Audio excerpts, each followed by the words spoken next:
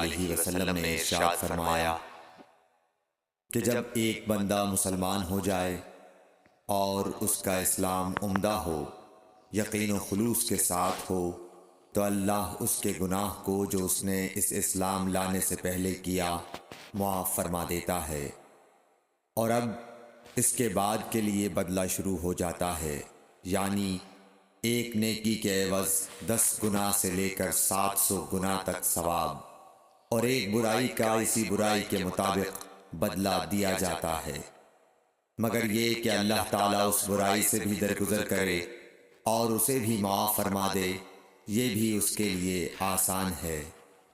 صحیح بخاری حدیث نمبر 41۔ رسول اللہ صلی اللہ علیہ وسلم نے فرمایا کہ تم میں سے کوئی شخص جب اپنے اسلام کو عمدہ بنا لے، یعنی نفاق اور ریا سے پاک کر لے، تو ہر نیک کام جو وہ کرتا ہے اس کے عوض 10 سے لے کر 700 گناہ تک نیکیاں لکھی جاتی ہیں، اور ہر برا کام جو کرتا ہے تو وہ اتنا ہی لکھا جاتا ہے جتنا کہ اس نے کیا ہے۔ صحیح بخاری حدیث نمبر 42۔ رسول اللہ صلی اللہ علیہ وسلم ایک دن حضرت عائشہ رضی اللہ تعالی عنہا کے پاس آئے۔ اس وقت ایک عورت حضرت عائشہ رضی اللہ تعالی عنہا کے پاس بیٹھی تھی۔ آپ صلی اللہ علیہ وسلم نے دریافت کیا، یہ کون ہے؟ عرض کیا، فلاں عورت، اور اس کی نماز کے اشتیاق اور پابندی کا ذکر کیا۔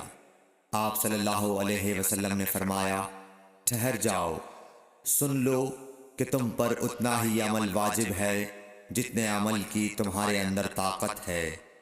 اللہ کی قسم، ثواب دینے سے اللہ نہیں اکتاتا، مگر تم عمل کرتے کرتے اکتا جاؤ گے، اور اللہ کو دین کا وہی عمل زیادہ پسند ہے جس کی ہمیشہ پابندی کی جا سکے، اور انسان بغیر اکتائے اسے انجام دے۔ صحیح بخاری حدیث نمبر 43۔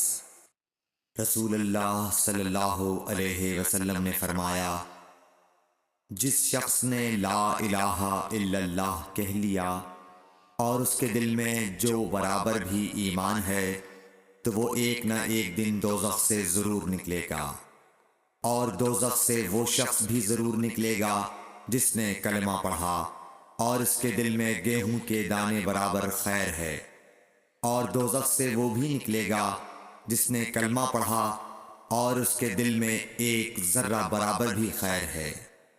صحیح بخاری حدیث نمبر 44۔ ایک یہودی نے حضرت عمر بن خطاب رضی اللہ تعالیٰ عنہ سے کہا کہ اے امیر المومنین، تمہاری کتاب قرآن میں ایک آیت ہے جسے تم پڑھتے ہو، اگر وہ ہم یہودیوں پر نازل ہوتی تو ہم اس کے نزول کے دن کو یوم عید بنا لیتے۔ آپ نے پوچھا، وہ کون سی آیت ہے؟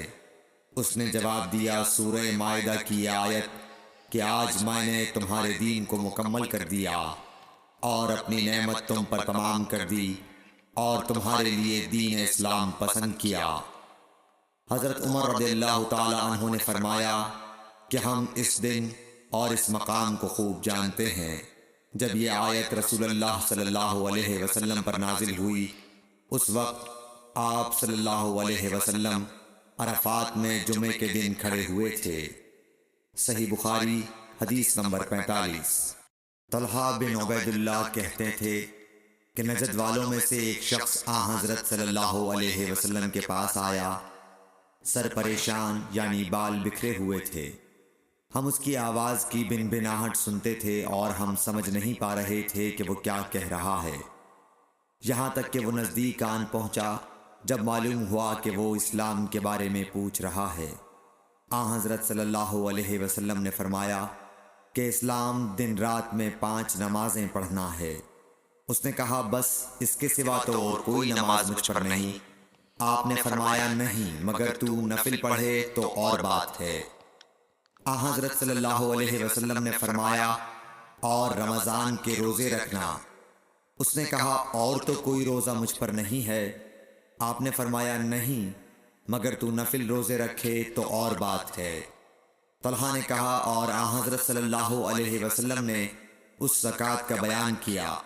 وہ کہنے لگا کہ بس اور کوئی صدقہ مجھ پر نہیں ہے؟ آپ نے فرمایا نہیں، مگر یہ کہ تو نفل صدقہ دے تو اور بات ہے۔ پھر وہ شخص پیٹھ موڑ کر چلا گیا، یوں کہتا جاتا تھا، قسم خدا کی میں نہ اس سے بڑھاؤں گا نہ گھٹاؤں گا۔ آن حضرت صلی اللہ علیہ وسلم نے فرمایا، اگر یہ سچا ہے تو اپنی مراد کو پہنچ گیا۔ صحیح بخاری حدیث نمبر 46۔ آن حضرت صلی اللہ علیہ وسلم نے فرمایا، جو کوئی ایمان رکھ کر اور ثواب کی نیت سے کسی مسلمان کے جنازے کے ساتھ جائے اور نماز اور دفن سے فراغت ہونے تک اس کے ساتھ رہے تو وہ 2 قیرات ثواب لے کر لوٹے گا۔ ہر قیرات اتنا بڑا ہوگا جیسے احد کا پہاڑ۔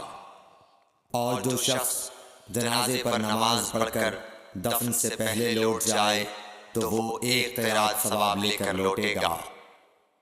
صحیح بخاری حدیث نمبر 47۔ آن حضرت صلی اللہ علیہ وسلم نے فرمایا کہ مسلمان کو گالی دینے سے آدمی فاسق ہو جاتا ہے اور مسلمان سے لڑنا کفر ہے۔ صحیح بخاری حدیث نمبر 48۔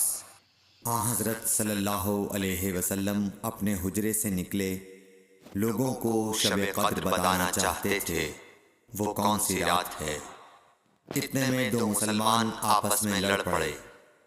آپ صلی اللہ علیہ وسلم نے فرمایا، میں تو اس لیے باہر نکلا تھا کہ تم کو شب قدر بتلاؤں، اور فلاں فلاں آدمی لڑ پڑے تو وہ میرے دل سے اٹھا لی گئی، اور شاید اسی میں کچھ تمہاری بہتری ہو، تو اب ایسا کرو کہ شب قدر کو رمضان کی 27ویں، 29ویں اور 25ویں رات میں ڈھونڈا کرو۔